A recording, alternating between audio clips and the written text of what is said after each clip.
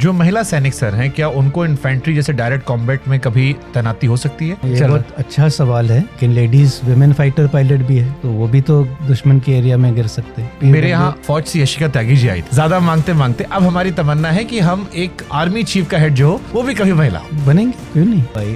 40 साल लगेंगे।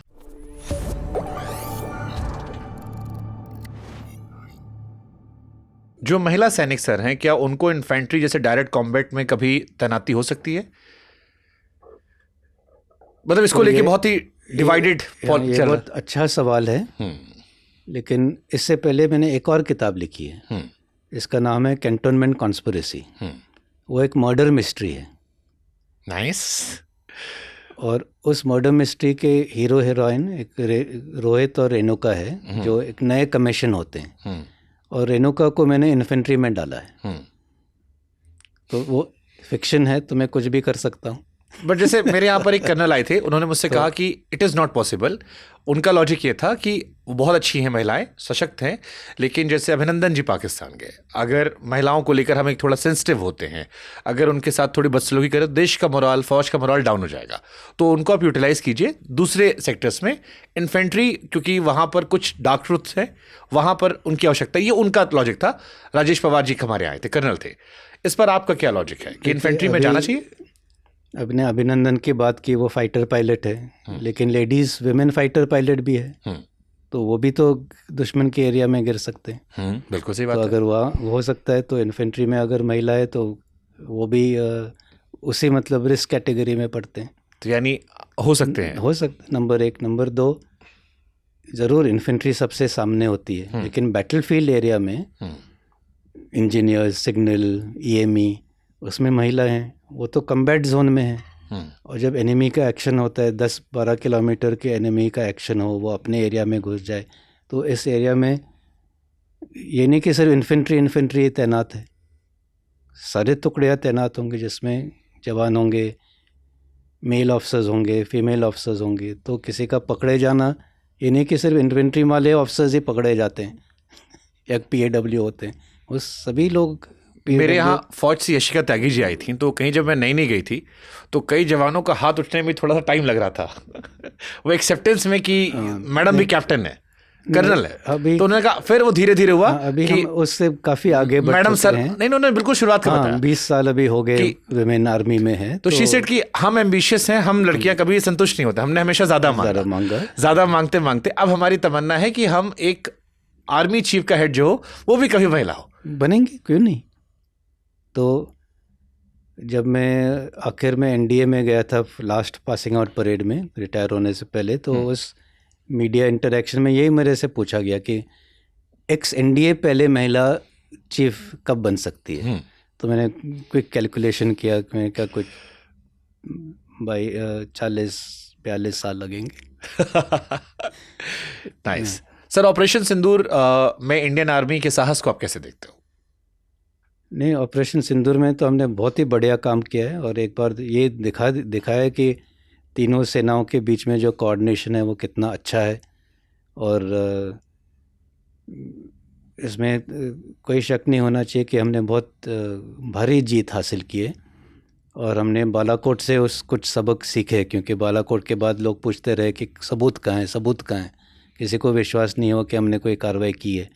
तो उससे सीख लेते हुए इस बार हमने सबूत भी दिखाए, हैंगरों में जो बड़े बड़े डैमेज हुए वगैरह वगैरह।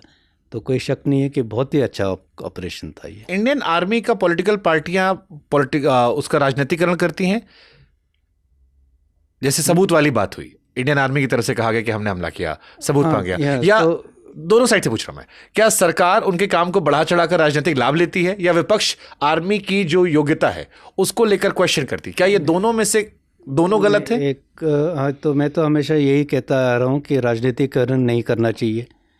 आर्म्ड फोर्सेस को हमें पॉलिटिक्स से दूर ही रखना चाहिए, क्योंकि वही हमारे देश की एक शक्ति है। अगर आप पड़ोसी देश देखो, जहाँ जहाँ आर्मी पॉलिटिक्स में घुसी है, उनका नुकसान नहीं हुआ है।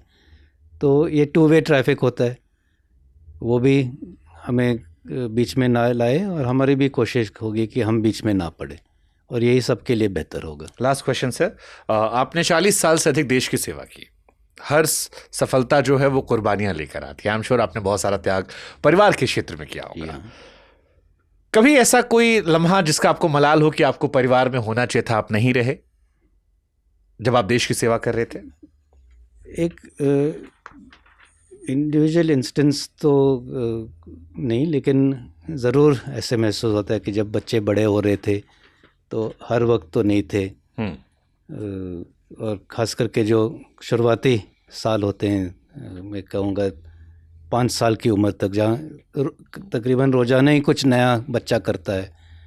पहले पलटी, पहला कदम, पहले बार जब सॉलिड फूड खाने लगता है, तो ऐसे जो इम्पोर्टेंट लैंडमार्क होते हैं वो हम मिस कर जाते हैं। लेकिन अभी मेरा एक पोता है और अभी मैं रिटायर्ड हूँ, तो मैं पूरा समय उसके साथ गुजारता हूँ। तो जो वो अपने बच्चों के साथ में नहीं देख पाया या कर पाया, वो अभी वो मैं कर सकता हूँ, और उससे बड़ी खुशी होती है। क्या करियर गोल्स अब आपके हैं सर रिटायरमेंट के बाद? और कुछ तो करियर गोल्स होंगे। करियर गोल्स, किताबें मेरा टारगेट है हर साल एक किताब, यानी हर साल एक पॉडकास्ट मेरा हो जाएगा। हाँ। तो पिछले साल कैंटोनमेंट कॉन्स्पिरेसी निकली, इस साल ये क्यूरियस एंड क्लासिफाइड, और कैंटोनमेंट कॉन्स्पिरेसी का सीक्वल मतलब जो हीरो हीरोइन वही है, रोहित और रेणुका, लेकिन वो मिस्ट्री दूसरी है। तो वो ऑलमोस्ट फिनिशिंग स्टेजेस। आपने नागालैंड में पीएचडी भी की है, मैंने सुना। हाँ। ये नागालैंड में पीएचडी करने का लॉजिक क्या सर था, और इससे कितना समझ मिलता है कि इलाके के बारे में जो शायद वैसे समझ में नहीं आता? नहीं, ज़रूर मैंने पीएचडी करने का फ़ैसला किया था, और शुरू में मुझे लगा कि मैं चीन के ऊपर ही पीएचडी करूं, क्योंकि चीन का काफ़ी उस वक्त में डिप्लॉयमेंट भी था। जैसे कर्नल जीएस पाकिस्तान और चाइना के ज़िक्र कर रहे थे, तब आर्मी हेडक्वार्टर्स में भी मैं चाइना डेस्क ही संभाल रहा था, लेकिन अपॉइंटमेंट का नाम अलग था। लेकिन फिर जब सब्जेक्ट की बात आई तो फिर वो गाइड ने कहा कि नहीं, अब देखो आप चीन के ऊपर क्या करोगे, ना आप चीन जा पाओगे, ना आपको मैंडरिन आता है, आप रिसर्च सिर्फ कुर्सी में बैठ के इंटरनेट से ही करोगे, तो आपका ओरिजिनल थॉट क्या है पीएचडी में? PhD is knowing in depth about a smaller subject, not more about, not little bit about a large thing.